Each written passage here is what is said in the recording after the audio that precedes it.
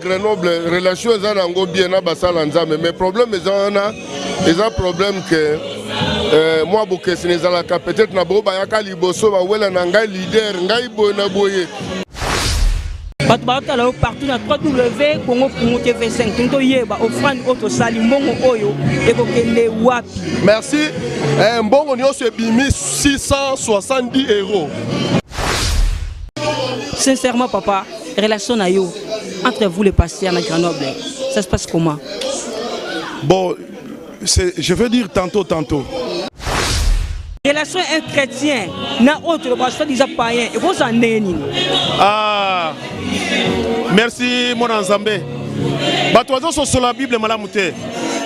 Jésus sokayaki. Alléluia. Jésus sokayaki. Tanga Bible bien. Jésus sokayaki na sepo na nini. Au Congo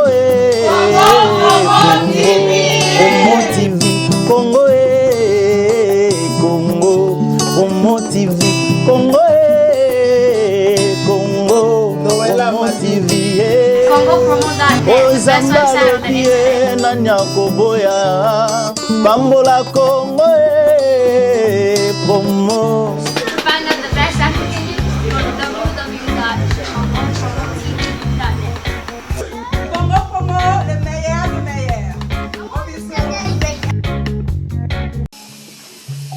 Vous savez, nous avons perdu une grande image, une grande dame. Et cette disparition nous paraît des fois brutale, mais dans le plan de Dieu, tout a été prévu. Alléluia. Ça nous a bien sûr choqués, mais que la volonté de Dieu soit faite. Pour le mot des circonstances de la disparition de notre sœur Marie Missamou,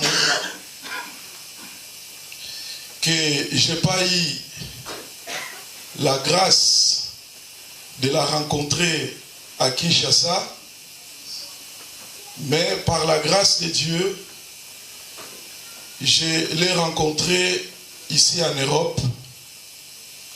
C'était à Zurich, vers l'année 2001. C'était sa première tournée européenne.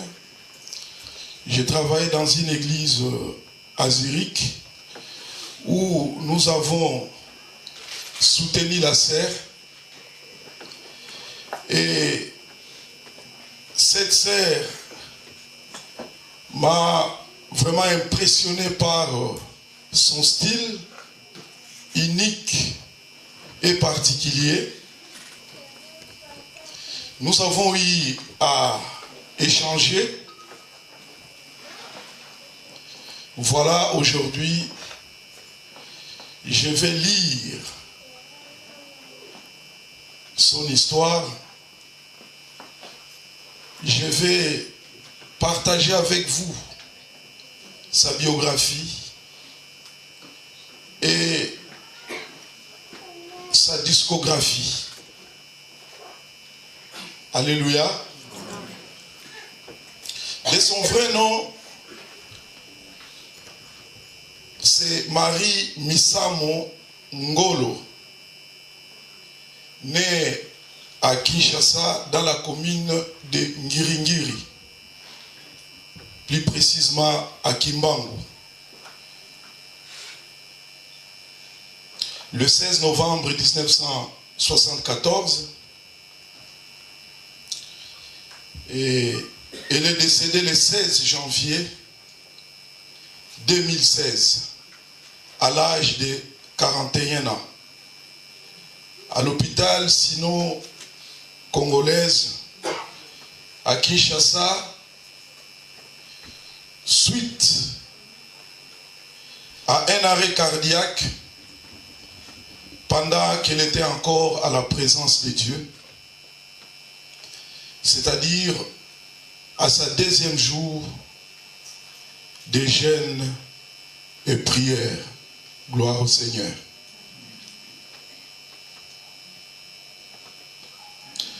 Sœur Marie Missamou est ici d'une famille de 7 enfants,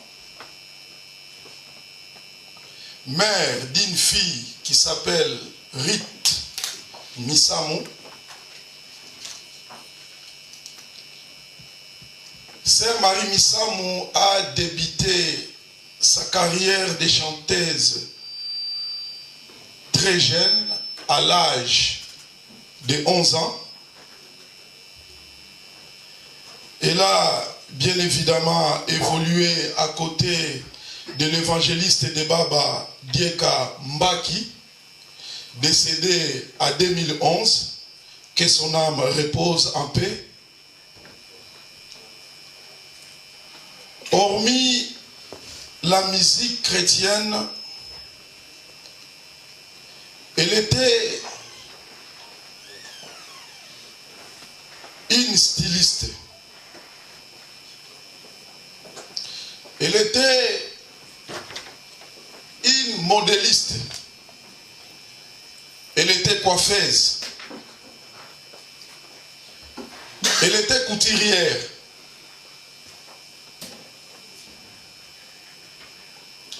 Elle était décoratrice. Elle était actrice. Et tous ces talents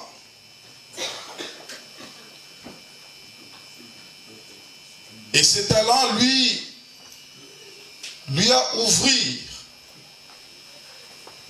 une grande porte vers le païen. Malgré les jugements des uns et des autres, malgré l'opposition des uns et des autres, elle a réussi à repousser les barrières qui séparaient les chrétiens aux païens.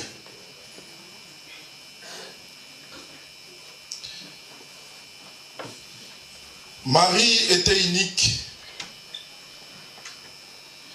et restera unique dans les mémoires des personnes qu'il a connues.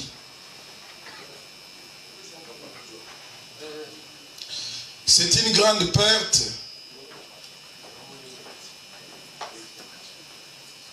pour nous les chrétiens, pour nous l'Église,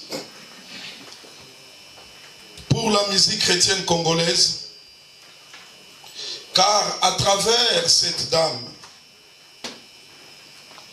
beaucoup de personnes se sont converties au Seigneur. À travers cette dame, d'autres ont fait grandir leur foi en Jésus-Christ. À travers cette dame, d'autres personnes, les miracles étaient à leur portée. Ils se sont produits des miracles dans leur vie. Dans son répertoire,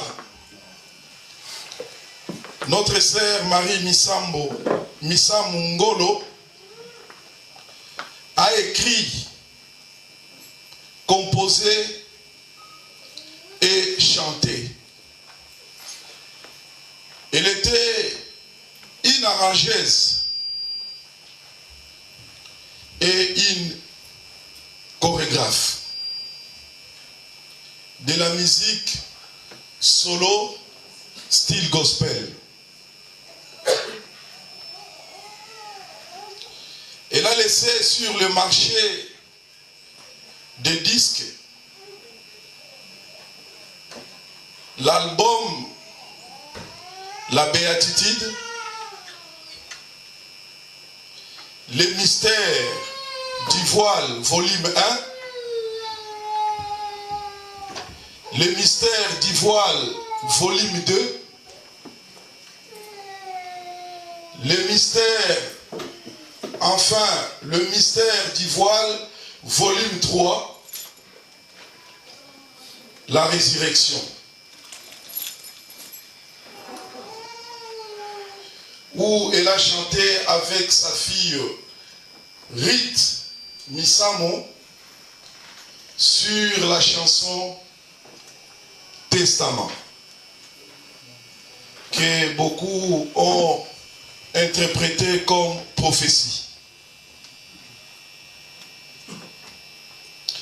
Sœur Marie Misamo laisse 4 albums solo sur le marché des disques. Il est dit, l'artiste meurt, mais ses œuvres ne meurent jamais. Ses œuvres l'accompagneront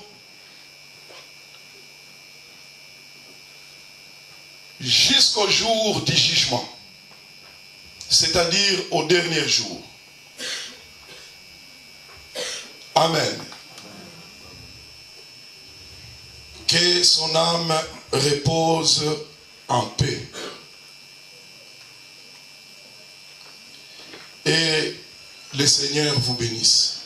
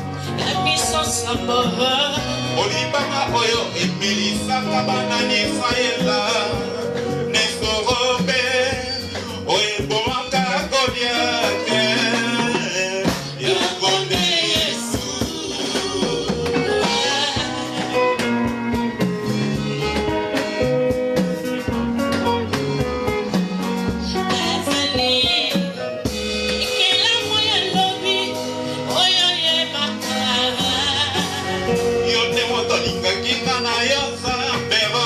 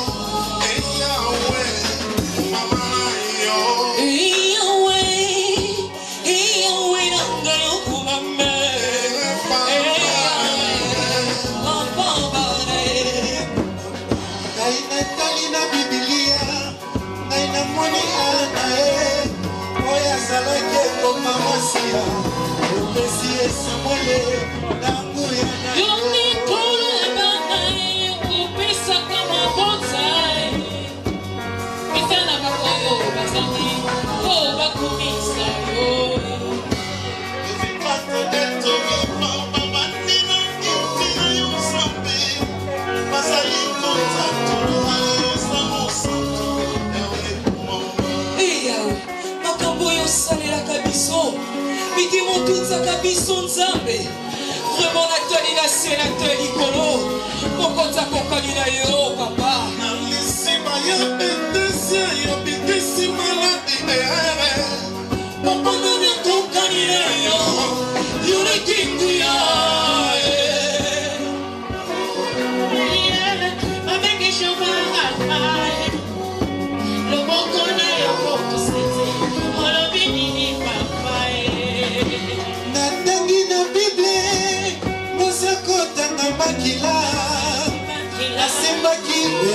Yesu atwa kilobiko yawe kumungu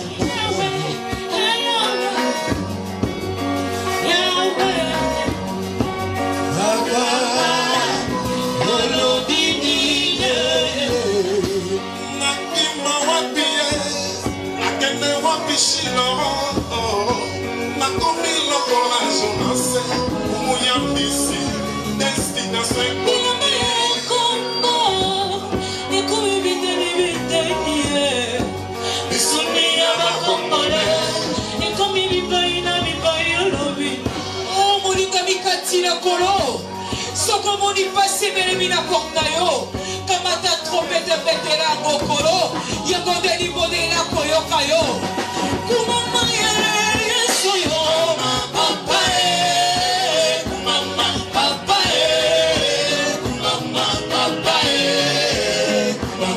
kumama yeso yo papa kumama papa kumama papa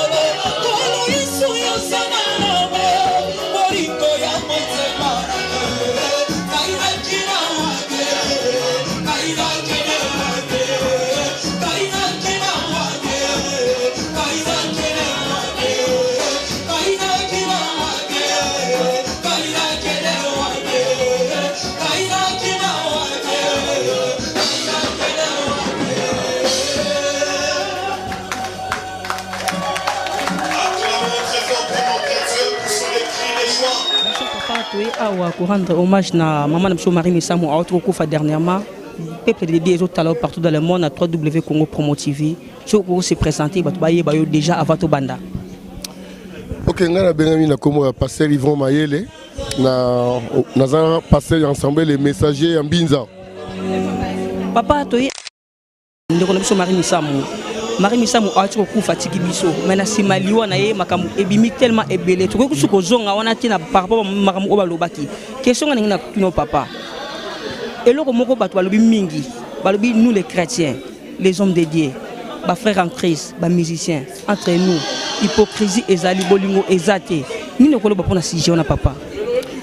Bon, dans un premier temps, on a d'abord qu'il faut que les attentes soient commis. Donc, il faut vivre ma cambonio sur Bible Lobaki.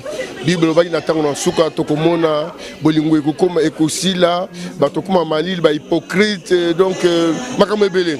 Eza de Timothée 3 ekokisami. Bon, sœur nabiso akufi, lui akufi ndenge ezali mukano nzambe. Nkolo alobaki mutaza putula zonga putulu. Bon, o bazolo baloba na bango, mais sœur nabiso akufi nde na maboko na nzambe po nini to moni sœur akoti na kati na retraite ake koyoka na nzambe abongisi nzela na ye. Donc aze susu na monote oyo atre soko loba aloba mais sœur na biso ase abongisi boyoka nine. Parce que problème eza nini lelo oyo bato ebele baloba ke toza na tango ya grâce. Oui, il y a tango ya grâce, mais il y a aussi la bonne relation entre Dieu. Si vous avez une relation malamu na nzambe te ata tango ya grâce ekosima te. Donc sœur na biso abongisi relation na nzambe oyo etikali ezali ka mwa nzambe. Papa ndenge tuna moko susu tokutani a biso nyonso bana nzambe nyonso ya Grenoble tosangani. Pourquoi initiative ezalaka te d'habitude que tokutanaka PR moko biso entre nous tosalaka ba journal boye tokumisa nzambe tosala ngo na tango ya ba mawate. Bon eloko ozolo bobimi okola prophète parce que touti na réunion ba pasteur touto loba ngo tolobi eloko. Donc toza wana 5 églises se présenter, 5 pasteurs ba nsous na ba se présenter te. Donc ndenge to kutani wana et comme force malamoko. Donc les hommes qui ont été en train donc, ils décidé que l'église est dans le séminaire. Bisonio, surtout, qu'on a appuyé pour faire sa force dans le séminaire. Question sur papa, l'immissaire vraiment tout bas, et ça, la carte de Makamu, auto yogi et le ebélé. Bananzem Baotalayo, Grenoble Baotalayo, partout Baotalayo, Toyeba, sincèrement, les relations à Pino, pasteur et Grenoble, et entre vous les pasteurs. Non, ben, au monde à Grenoble, les relations sont bien, mais le problème est un problème que moi, peut-être na boba yaka liboso ba wela na ngai leader ngai boy na boye. Na nyo so ezala ngo d'importance mais to éviter soki lelo yo benga ke na wuto koma yo leader et là on est ça mi lo monter to sima to ke liboso de loko ezala ka lo ba wela na ka ki leader ngai na yaki liboso ngai ne bona boye mais c'est important les autres na Yesu. Merci papa. Nous partout dans le monde, na 3W Congo Promo TV5. Naza awana kati église na Grenoble, toye ko rendre hommage na ndeko Marie Missamou atiko kufa. Bonsoir papa. Bonsoir, bien-aimé. Ceux qui ont se présenter là tout bazola na 3W Congo Promo TV5 bayeba ozanani et puis toye ba église ni oyo kambaka. Israël Manga, pasteur responsable de l'église ou des communautés Mission Christ universelle. Papa, sœur de Marie Missamou Atiko Kufa, mais akamu ebimi tellement ebelé, batu balobi oh nyos bokuka koloba. Mais question mon autre tunayo, batu balobi mingi, balobi entre vous les chrétiens, le pasteur, le musicien, amour et zaté, hypocrisie et zamingi. Pour na si jona papa kolobani.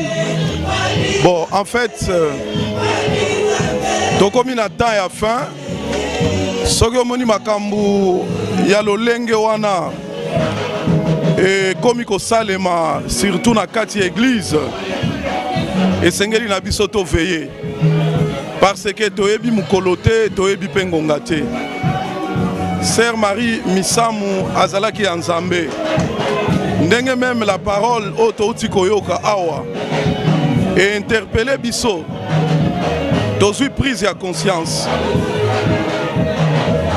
Et un adage moko balobi babwa kaka libanga kaka na manga oyo ya côté là. Et Bible lobby, c'est avec beaucoup de persécutions que vous entrerez dans le royaume des cieux. Ba oya nzambe bakozala toujours persécuté. Bako kosela bango makambo, bako finga bango. Bako loba mabe pona bango, mais Bible lobby baloba mabe mais bakuta yo na yango te. Mutu moko te ko démontrer biso preuve.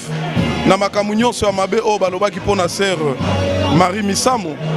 Mais prévenez que la sœur Azaki Nzambe, Azaki na grâce ya Nzambe, aye ko achever vie na ye na présence ya Nzambe, na kati ya jeûne, na kati ya prière, azalaki sanctifié, âme na ye se reposer na paix. Mais batu batikali na pasi ezalika batu oyo babimisaki maloba ya mabe likolo ya sœur oyo auti kotika biso. Donc, bref, Nalingina Lobake, Tozan a temps et à fin, la Bible nous dit, au temps de la fin, l'amour de plus grand nombre de personnes se refroidira. Se refroidira. C'est pourquoi les Lobolingo, même dans cette église, ils allaient sous-souter, parce que Tozan a temps et à fin, voilà. Papa, les lots Koutani, église nous à Grenoble, tu rendre hommage à Sœur Nabiso. Nga pour Nangai, oh et ça pour la deuxième fois, tout cela qu'on pour papa Alain Moloto, tout cela qu'on pour la sœur Marie Misamo. Tout à fait. Pour nous peut-être aujourd'hui l'occasion boyer entre nous, l'église de Grenoble, au salut journée moi quand même une fois par mois, même par an. Tout coûte na rabo tout sangana pour na lokumu na nzambe. Tout cela on kana tanga ba matanga. Pourquoi tout cela on te papa? Bon, Nzamba Pambolayo, il faut savoir d'abord que l'église est ali cible principale et à diable. Diable, il vient que pour voler, égorger et détruire. Mission na yezali ko diviser. Akoki jamais ko sepela. Ba église, ba sali na nzambe, ba sangana, ba sala force moko boye. Vous voyez? Mais je crois que question na yo ezali pertinente dans la mesure où au monaki biso ba sali na nzambe nyonso ndenge to sangani awa na corps du Christ, il y a église, il y a Grenoble. Tous prise ya conscience. To solo li na bureau. To lobi que il faut to repousser ba frontière. Il faut to élargir ba limite na biso. Et to arrêter pe date. Oyo biso ba serviteur de Dieu. Na kati ya mboka oyo. Il y a Grenoble. Toko kutana, toko solola, po toeba na ko créer union. Il y a des pasteurs, il y a des églises, de sorte que tu vas remporter victoire dans la mission où Christ a confié à Kibisokati Namboka. Amen, pasteur. Dernière question, papa, pour Natikayo, Nakanga, minité. Sincèrement, papa, relation entre vous les pasteurs à Grenoble, ça se passe comment? Bon, je veux dire tantôt. Tu vois? Donc, Bisika, Batuba Sanganaka. Donc les hauts ezangakate, les bas ezangakate. Bas problème ezangakate. Mais Dieu, il nous a fait grâce. Il y a qu'au de la biso molimo mosantu pour ayeba nakoya ko aider biso na ba faiblesse na biso. Cela veut dire que ezakana moment moko boye komona biso ba pasteur toyokani mais ba moment moko boye ba futilité, merci. Ba futilité salinini et kotili susu. Donc je vais te dire là, tant que tu as raboye, ndekonanga tokomaka vraiment de bandeko. Bolingo ezalaka. Mais ceux qui toza musika, mutuna mtoza na kwena ye, nde place kanda et renyaka et s'installaka et dominaka biso. Ozomona. Même Zamba lobi que vous posséderez le porte de vos ennemis. Donc tozana posa cette fois-ci to posséder ba porte ya ba ennemi na biso. O bazali koya pona ko kabola biso. To sololi na rencontre oyo ba pasteur to kutani to s'échanger. Nga ba inviter ngana kende côté na église ya pasteur Mayele et ngai pe naza ko envisager na bengi sa pasteur Lebo aya côté na église na ngai. Donc toza eloko moko tozali ko défendre cause moko. Relation na biso ezanango très bien. Même à la famille na yo, il y a toujours des problèmes. Mais solution, les linges sales, c'est lave en famille. message na ba chrétien nyonso ya monde entier surtout à Grenoble ba peuple nyonso sika bazali na ba non chrétien message nous retourne na ba nyonso la communauté congolaise nyonso à Grenoble. Ba perdre espoir te. Ba perdre espoir te, ba s'accrocher toujours na parole. Ba s'accrocher toujours dans la foi.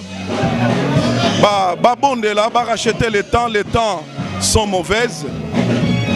Et bisona ba païen tozali na même promesse, il y a royaume de Dieu à travers l'évangile. Biso ba chrétien et sengeli to s'approcher et pas ya ba païen ndenge ser na biso. Elle a fait, il nous a laissé un modèle. Elle a repoussé les frontières. Il y a des limites. Abandeko kende pas ya ba païen, au moni ndenge ba lié. Biso na ba païen to sa bandeko. Il faut to kende vers bango, to te ya bango liloba ya Nzambe, to sa lelo ko moko po bango nyonso. Biso nyonso. To utaki kaka pa ya Nzambe a créé ki biso na image pe na ressemblance na ye. Bref, tous à la uni et puis to perdre espoir malgré ma fausse information, malgré mensonge et diable. Donc la Bible nous dit si Dieu est pour nous, qui sera contre nous? Merci pasteur, que Dieu vous bénisse. Et c'est moi qui vous remercie. Bonsoir. Ngana pasteur, mais bandeko bazotala na 3W Congo Promo TV5 soko se présenter ba yebayo. Ah, merci. Na bandeko nyonso bozali kolanda biso. Ngai pasteur Nani Pembele ya église à Sion nazali na Grenoble. Merci.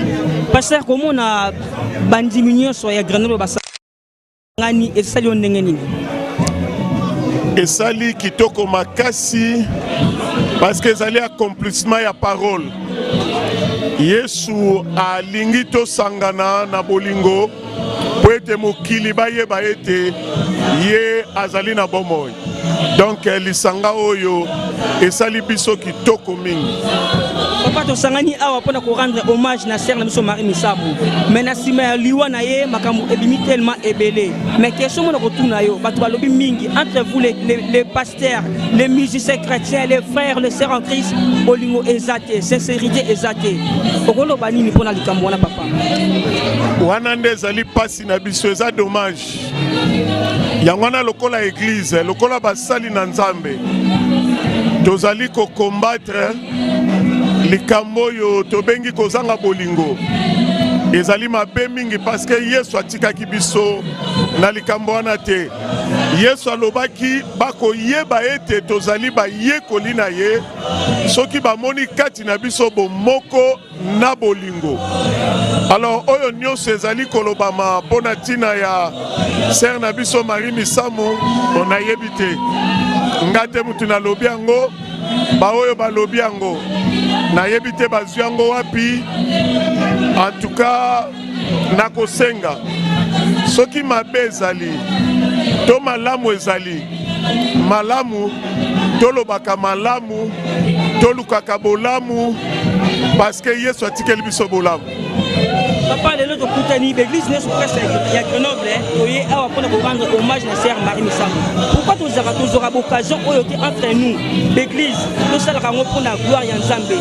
Et c'est la pour la matanga, pourquoi nous allons monter?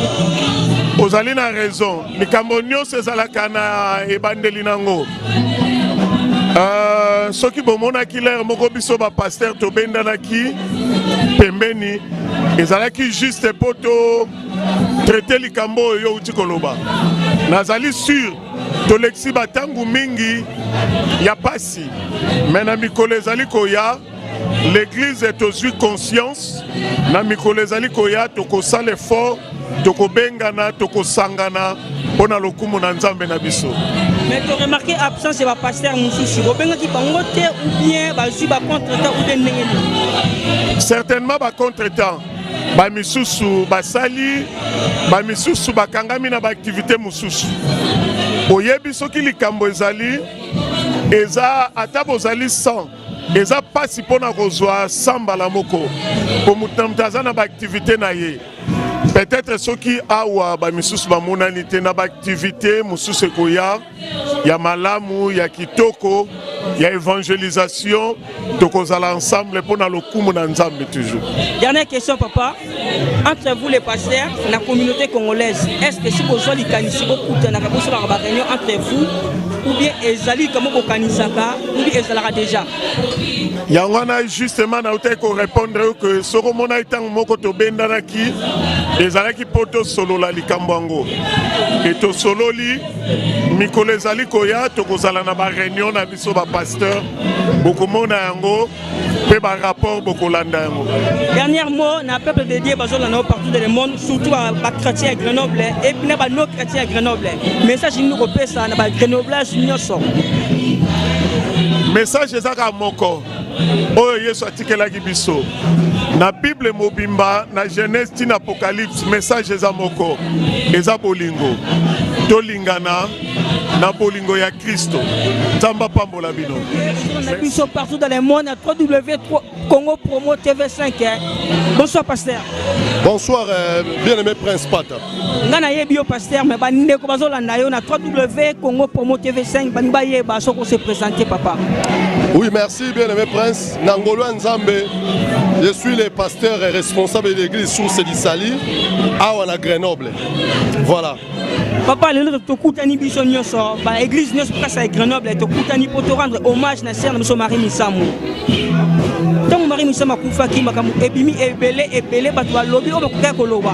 Mais question mon auto papa, ba lobby entre nous les chrétiens, bolingo exacte hypocrisie ezamini. O kolobani na sujet on a papa. Bon, une chose est vraie, Marie Misamu a Zamosali Nzambe et puis a Salili Nzambe et puis batu bapa mami no banzembo na ye. Alors ngala ngina kota na terrain polémique té, muto so na jugement na ye. Mais une chose est vraie, Bible lobby, ne jugez point afin que vous ne serez pas point jugés. Alors ngala tambo dans les critiques. Monde à jugement à monde nangaïté, monde à jugement à monde en Zambé. Nkolo ayaki pour la resambisa te, yaki pour la repesa biso moi. Donc na kozonga na retourner, akoyeba kosambisa moko na moi selon misala na ye. Mais ce que moi j'ai retenu de Marie Misam, elle a servi le Seigneur et batu ba pambwami na ba inspiration na ba repesa ye. Voilà on a na koloba yango wana. Alors à ce qui concerne amour bolingo ezali parce que ceux qui frère ezali faux pezalaka donc tout le bagara fauté donc vrai pezali alors bolingo pe et pas bana nzambe pe basala nzambe mususu ezali et puis bolingo pe ezate pe ba oyo pe balingaka te ezala mais c'est que moi je sais l'amour ezali parce que molimo monsanto azali et sera molimo monsanto azalaka amour ezalaka la preuve en est que nous sommes là parce que tous la bolingo vis-à-vis il y a Ndekolaso Marie Misama ça est qui Nzambe et puis tu bénéficier qui de inspiration de matière katinaye. Voilà un peu bien aimé prince. Papa lelo ba tout le monde va passer nous presque bozana mais et ça bien quelques personnes bazaté. Absence na bango yo rejustifier on est.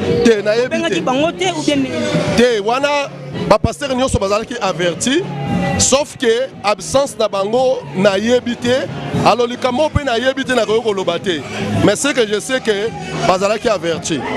Ma dernière question, il y a tout na yo relation na yo na ba collègue na ba pasteur ezan ndengeni. Na lingi na témoigner yango te mais nazala bien na mutu nyonso na Grenoble. Donc na lingi na lo maka mususu wate mais mikolezo ya bokomona que réellement nazalaka bien pe tozalaka bien. Après venez que tokutani biso nyonso to sali ba participation biso nyonso makamba ko lia l'église et participer makambo ya ba contribution pour to sunga na famille ya Marie Misamu to contribuer. Alors ce que tozalaka malamu te moi to vendre sika moko ezate moi pe to sala likambo to sali ezate. Donc lokola to vandi tozali disons que tozalaka bien. Dernière question pasteur. Na moni to sali ba politisation non tu koloba tout à l'heure to sangsi ba mbongo. Tinto yeba. Batu ba tala partout na Congo Promo TV5. Tinto yeba offrande auto sali mbongo oyo ekokende wapi. Merci. Mbongo nyonso ebimi 670 €. Alors to délégué pasteur Manga akotinda yango epai ya grand frère ya Marie Misamou, frère désiré oyo azalaka na Londres, parce que responsabilité eza epai na ye.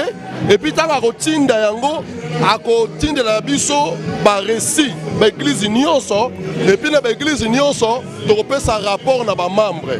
Donc nyonso vraiment eza vraiment bien vraiment bien clarifié. Frère désiré ayeba ke mbongo ya ba chrétien ya ba église ya Grenoble ezoya 670 €. Ezokoma pe ezoya to témoigner bolingo o tozaki nango vis-à-vis ya servante à Dieu Marie Misamou, que son âme réponse à paix, naebi que misala ne ko ganga et puis naebi que nzambe ya lola rokanisela ye. Dernièrement na ba chrétien tout bazola na 3W Congo Promo TV, particulièrement ya oya Grenoble. Na lingana baka ba chrétien, c'est très important et matenga na mutema. Mort à Marie Misamou a enseigné deux choses. Yango na ngina c'est pas accord à Christ à Grenoble. Premièrement, tolakisaka bolingo te soki moto akufi. Soki mpe moto asala bomoi tolakisaka ke tolingi ye. Non ke moto soki akufi si mobandi kolakisa olingi ye, ce n'est pas du tout bien. Donc mort à Marie Misamou a enseigné biso ke tolakisaka bolingo atako moto nana akufi te. Wana ekozala bien. Parce que tout le monde est soit disant ba détestant Marie Misamou, mais tant que Marie Misamou a koufi babani kolaksa bolingo, ce n'est pas du tout bien. Même si tu sois vivant, to laksa bolingo, to laksa ke to lingi. Deuxième leçon, n'avons pas accord à Christ et à Grenoble, que mort à Marie Misamou, deuxième enseignement zali que tous à la bien à bateau. Parce que Marie Misamou le azala bien à bateau. Yango to leliye boy pe ba leliye boy. Donc biso toza bien à bateau. Ba ko pe rolela o malamu. Voilà. On a un pas accord à Christ et à Grenoble. Que Dieu vous bénisse et que Dieu console la famille de Marie Misamou. Merci Prince Pata. Nzama pambola yo kene liboso. Pasteur, merci. Bonjour papa. Bandeko bazolanda yo na 3W Congo Promo TV5 bali bayeba ozana nisoko se présenter s'il vous plaît. En tout cas pour qu'on se présenter ngana zali comme nga zali pasteur Israël André na représenté l'église Cité Bethel na Grenoble awa. Pasteur Marie Misamou ser na biso oyo ayembela biso banzembo kitoko awuti ko kufa mais makamu ebimi mingi na sima liwa na ye likamni yo retenir na mort ya Marie Misamou. Bon bien aimé Bible zo bana juge point ngaina na ko juge mutu ngana zana trop ko juge mutu te Bible zo biso jugement nyonso motako juge biso daleka nzambe nzambe nazali suprême yende azali good ye moto ande ko juge biso papa ngana ko juge mutu pona nini nayebi ke ma sœur nanga Marie Misamou azali mama oyo asalaki nzambe nazana commentaire ko baté nayebi bien que Bible zo biso boy na Galate ezo biso boy bako sambisa biso bakoyeba biso na misala ba œuvre papa tala misala Marie asali tala negi batu baleli Marie pona misala Bible zo biso bo témoignage ya malamu na se ta batu waza kolela Bible beke témoignage ya malamu na se na lola pe ezali témoignage ya sengo nabi ke mama Marie azali moko asalaki nzambe atuka na bete na tano za koloba azali pembeni ya papa. Pasteur na toujours na mort ya sœur Marie Misamou bato balobi mingi babis Marie Misamou azalaki na bato Misamou kili Marie Misamou azalaki na ba chrétien eta que pasteur relation un chrétien na autre ba soit des païens et vous en neni. Ah merci mon nzambe bato wazo so sur la Bible malamu te Jésus soka yaki alléluia Jésus soka yaki tanga Bible bien Jésus soka yaki na se pona nini pona batamasumu soko tali vie à Jésus on se par exemple Jésus azaki na kolala sika zaché bato lobi oh pourquoi ye nzambe soka yebaki ke zaché azali moto na masu mpona ekola lepa na ye. Ma soeur bien-aimée, Marie asalaki mosala na ye. Biso tozali ba pasteur, tozali na droit koluka oyo babunga oyo baza égaré. Tozwa bango baye pa na Christ. Amen. Nabi bato ebele oyo bazalaki na kati na mokili, tozwa mokili bien sûr. Moto lokola l'apôtre Paul azalaki na mokili. Bible beki na Damas asalaki nini? Akutaka na Yesu, akomi pe mingi, asali mingi. Jésus bien-aimé, oyo bato balobaki pona ngai naza ko considérer ngo mokote, naza ko remercier Marie maman nanga Marie na Ève asalaki. Ko Jésus ayaki pona koluka bato malamu te, ayaki pona bato babunga nzela oyo baza égaré. Mami asalaki kokota partout pona ko benga bato baya na ka nkolo. Ora pe na sepela kinango. Ndenge Jésus akoko tambola ba Marie Magdala. Nazal minga olobatebe témoignage à Jésus. Même Jésus est moko. Baba na critiquer Jésus. Amen. Ndenge ni ye moko azo kuta na bato mabe. Non, il faut la kuta na bato mabe pour ba na ilanga nkolo. Pasteur, dernière question. Relation à yo na communauté congolaise de Grenoble. Chrétiens ou non chrétiens, ils ont n'engeni. Bon, opposé question mon papa. Nous sommes les tous les serviteurs d'Ensemble, tous les membres d'Ensemble. Relation oyebi na ibisolo komoko. Oyebi promesse c'est Jésus atikala la biso. Alors biboy. Accueilli. Kobongisela biso place. Après kozonga. Lananga malamu Jésus a bien accueilli et pas na papa kobongisa bino place après na kozonga pona ya kozwa bino nyos. Alléluia. Alabaki te o païen o nan abeki akoko kozwa biso nyos mais akozwa biso na ndenge nini? Misala. Misala lolongi mama nanga sali Marie nde misala yango wana. Tozana relation mo malamu ngana koloba te mopagano te. Na ebike nakoba mutopo mopagano lobi ta usa komi chrétien. Non, tous allez ensemble, tous allez bana Nzambe, Nzambe aboyaka mutu te, soko mi pese pa na Christ. Obenga mi mona Nzambe. Atuka la communauté na biso na kati na Grenoble to kimia peza et segozali biso vis-à-vis na bato nyoso ba benga bango ba pagano de bazo ba menga na benga mutu pagano te na zaka mona na ekela mona Nzambe azali mona na Nzambe. Dernier mot na peuple de Dieu bazolanda yo na monde entier na 3W Congo TV5. Na pa moli peza pona Canelo na chaîne o peza ya liboso za ba pamola bino. Po bino boza ba messager boza ko panza sango na mokili mobimba. Amen. Boza ko panza sango la mokili mobimba ete nsaba pamola bino. Naza migite mais esika mama nanga Maria sali nzaba pamola ye nzaba sala na ye. Bien mais liwa. Toza tina liwa te. Nous les chrétiens, toza soma liwa te. Po to ebeke na tango wana po babi o baza na kati na Christ. Di mara kufi na kati na Christ. To mona na ye.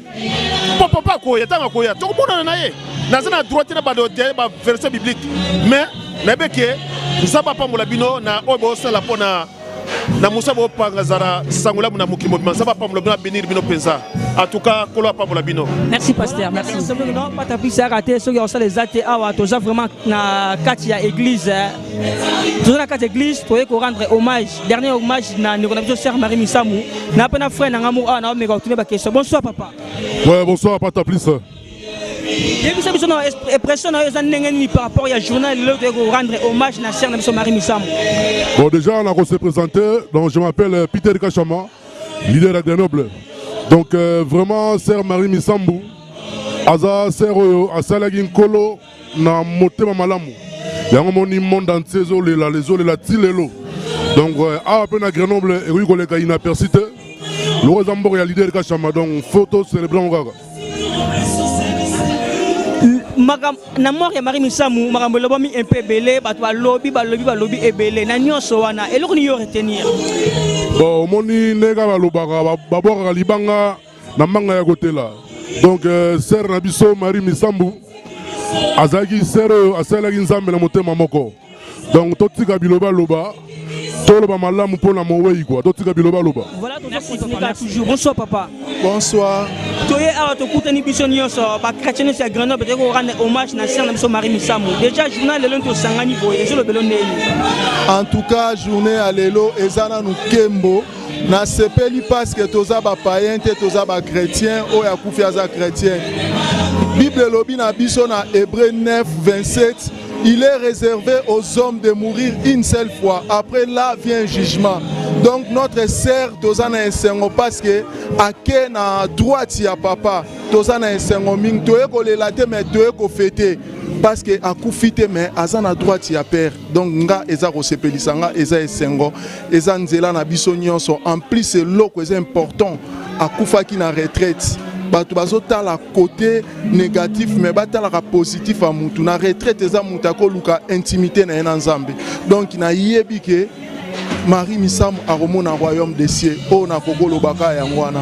En tout cas, vous continuez toujours à intervenir à Bisso. Bonsoir Sœur Julie. Bonsoir Papa Langaï. Avant tout, on a déjà journal Lelo, organisation Obosali, pour rendre hommage à Sœur Marie Misamou et les Kindeni. En tout cas Papa, il a connu son avis et la rendre au même élan on a monté ma. Sœur Marie quand même, Azalée servante mounée de l'Éternel, à Sala Kinzambe. Donc, Bananzambe Bazo qui est le Kambango vraiment, tout tika qui a monté, tout qu'on a mis Marabiso, tout s'organise qui, tout Kangisa qui l'église, Nyon, il y a vu la Grenoble, église de fraternité, MCI, source du salut, JTL, l'église en tout cas presque tout. Toyokana qui tout rendre hommage à Sœur Marie, organisation et l'équipe parfaitement bien. Nyon, c'est salami bien, doucement, doucement, par la grâce de Dieu, mais et l'équipe très très bien. Voilà. Namor ya Sœur Marie Misamou, Toyoki Maramu, Ebele, Batba Lobby, Obakuta Koloba. Na nyos oyo qui retenir nini. En tout cas, l'on a na Oloba. Nzambe mutu. Aibi motema mutu. Papa nangaye. Tosela Nzambe, tozo tambola na mokilo yo. Mutu musoko en apparence moko boye, bozo mona penda saint, mais Nzambe mutu ayebi. Balobi o aza 3 fois saint, c'est notre Dieu. Mutu musu soute. Donc katia moto Nzambe mutu ayebi. Alobi na nzembune ya température même Sœur Marie, mutu musoko mona boye. Au moni c'est comme si aza mutu malamu apparemment mais aza yangote. Donc lingulo ba ke motema mutu katia moto. Nzambe motoye baka, c'est Dieu qui connaît la personne. Donc nyonso bako yiloba, oh nyonso bako loba, oh ngana yebi Marie azana lola, tozana mort, tozolela pona physiquement ana bisote. Mais to yebi que spirituellement azali na Nzambe et sengona biso parce qu'à koti lola to yebi. Parce que ko kufa na kati retraite papa na ngeza sin munene. Nzamba ninga loba na elo omoboye. Donc c'est ça. Bonsoir papa. Bonsoir frère. Toye a na kati église awa toye ko kuta na biso so ba chrétien to rendre hommage na Sœur Marie Misamou a hauteur ko kufa dernièrement. Yebisa biso na nous journal lelo ezo le kanengi nyawa. Et journal lelo ezo le kalango bien. Toye ka ko rendre hommage pa Sœur na biso Marie.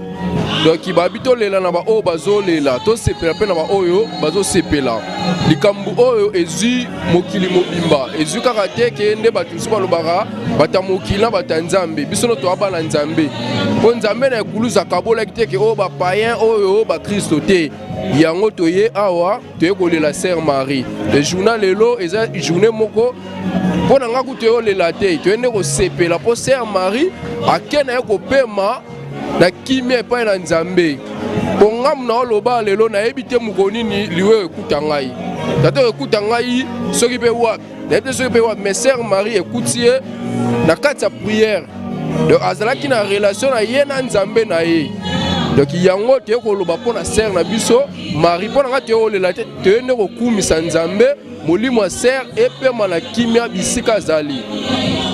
Bonsoir, monsieur journaliste. Toye awana kat nesika oyo ko rendre hommage na Sœur Marie Misamou. Journal lelo déjà ezole kala ndengeni awa.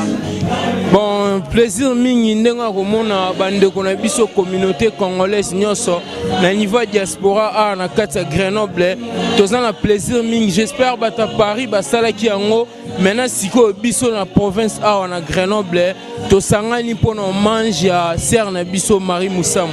Yonde toza na esika oyo. D'accord, merci. Bonsoir maman. Bonsoir. Oui, awa to kutani biso nyonso bana nzambe nyonso to kutani to rendre hommage na sœur na biso Marie Musamu. Comment on a ndani to sangani boye sali ndenge ni? Ndenge to sangani boye eza malamu mingi yango elakisi amour pona biso bana nzambe. Yango to sangani awa pona ko pesa nzambe merci po azwi mosali na ye. Ye mtapesaka e ye pe mtazwaka. Malgré pas na motema mais eza esengo parce qu'akufi kati na Yesu. Na mort ya sœur na Marie Musamu makamu elobi ebele toyoki bato alobi ebele mais balobi ba chrétien entre nous les chrétiens amour ezate olobani na ba bato bazolo babongo bakoki koloba to bakoki kobanza sango bango bakoki koloba mais nga naza na esengo moko parce que nzambe akuti ye na kati ya retraite eza elembo monene esepelisi me motema na ngai kosala ke ngai pe natambola na kobanga nzambe parce que eza blaki te mpo mosali na nzambe akufa na kati ya retraite donc azalaki na contact mpe na relation ya malamu na nzambe yango nzambe azwi ye nzambe ayebaka na koepargne mutu na bandenge ebele peut-être amonaki mabe mo ekoka koyela ye na vie chrétienne na ye yango alongoli ye po asumuka te bato bakoki koloba bible elobi ne juge point soki yo juge ye eske yo soki yo juge ye ebongo yo okose juge ndenge nini e nani akojuge yo mpona nini ka okojuge ozojuge parce que atambolaki na obanga nzambe parce que aza elembo ya nzambe babambaka kaka libanga na mango etela soki azalaki akotela te olinga bambano libanga te mais loko aza ya kotela yango babambaki mingi libanga epa na ye alors nga na comprendre ke azalaki mpenza ya nzambe azalaki mpenza ya nzambe yango bato bazalaki toujours koloba mabe mpo na ye mais mpo na nga nasepeli wana ye parce que kutie na kati na présence ya nzambe. Merci sœur, merci. Voilà. Nous continuons toujours notre interview avec des sœurs et des frères. Donc, bonsoir maman Hortense. Bonsoir maman. Bonsoir. Maman Hortense, le toye ko rendre sous hommage na sœur na Marie Musamu a ote ko tikabiso dernièrement. Déjà comme on a ban nzambe no basangani boye ko rendre hommage na sœur na Marie. Do salon nini. Comme on a ban nzambe ko sangana pona ko commémorer liwende ko na biso na landi motei alobaki toza awa pona kolela te mowe mais toye pona ko zala reconnaissante ko kumisa nzambe na o nzambe asali moma ko mona abi eloko esangisi biso eza bolingo na pamboli nzambe parce que kozala na biso awa eza pote bolingo ya nzambe katikati ya biso esali ete tokoma mutu moko Marie Musamu aza na famille na ye biso te na ba famille na biso mais en Christ tokoma ja mutu moko yango esali ete tosangana tondima koyaki na famille chrétienne congolaise to perdre monument mutu moko oyo azalaki kati na biso cher ya banzembo na ye bato ebele babongola mitema na banzembo na ye bato ebele bakomi bapaster baserviteur de Dieu akoma pa na kozanga na ye katikati na biso tovanda tokomemore nkolo oyo yango ezalaki mpenza na biso motuya tosangana to reconnaître ete to perdre quelqu'un tozolela te mais tozo reconnaître batalent bacapacité oyo ezangi biso pour l'instant yango neza pasi mpo na biso tozomona ke sœur na biso azalaki na nzambe ayebaki nzambe asalaki nzambe nzambe a récupéré ye parce que ayaki na émission asali émission na ye azongi et nzambe a récupéré ye biso ya totikali tozo regretter te po sœur Marie Musamu akufi tozo regretter parce que oyo nzambe atia katikati na ye mpo na biso tomona yango eke avant mais nzambe a permettre ake mpo nzambe ayebi yango wana nasepelaki na ya nayokaki mbela oyo mpo na ya parce que famille chrétienne nde moto ozalaki éprouvé yango wana na ye. Maman Hortense nga nayebi yo vraiment oza servante de Dieu après sima ya liwa ya ser na biso Marie Misamu makambo ebimi ebele bato balobi ke bana nzambe ba chrétien en tout cas hypocrisie eza mingi bolingo eza te entre nous les chrétiens nini koloba na likambo na sujet wana. Oui, c'est vrai. C'est vrai, eza vraiment ya solo bana nzambe bolingo eza muke. Pourquoi bolingo eza muke? Tozo vivre na monde moko o eza makambo eza ebele.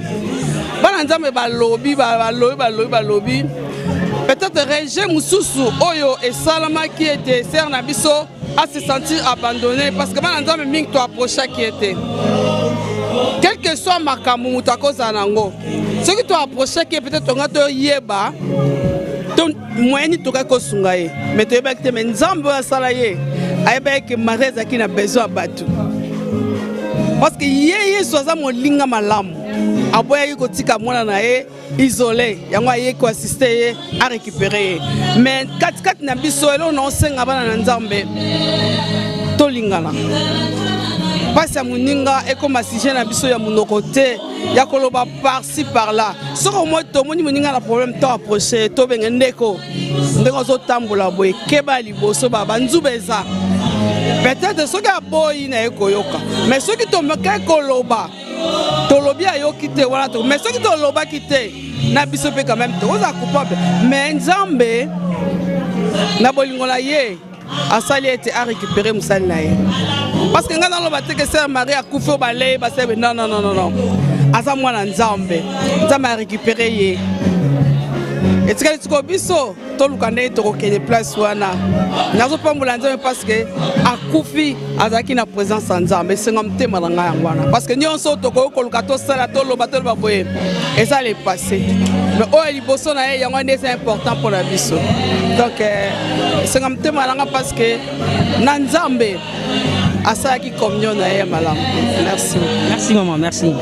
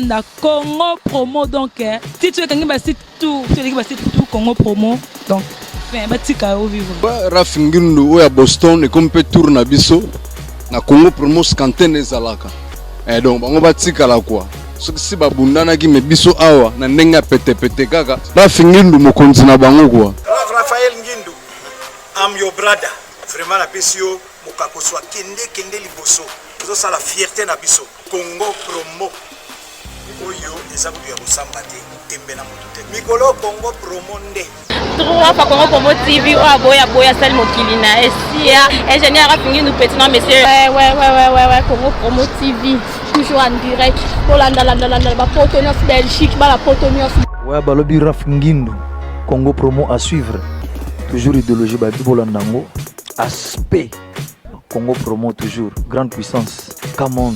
www.congopromotv5.com chez Rafingindu Congo Promo qui torcos net in a film Congo Promo babundana nango babundana nango quoi comment États-Unis d'Amérique parce que tous années na Boston ou en Raf Congo Promo monde entier international n'est-ce pas Tara Congo Promo to kota partout bango ba limiter monsieur le kota partout donc na musique biso Congo Promo numéro 1 ba site tout Congo Promo pour Congo Promo abi Congo Promo né au site ndanga ma BTP na pour ça site na niveau des États-Unis des fois terre le Congo Promo TV Rafingindu number 1 babi 001 dans la state niveau matoso aux États-Unis niveau wa boy faut pas aux États-Unis to bona biso te auto juger ba ba banda teta ka biso ne pour le Congo et que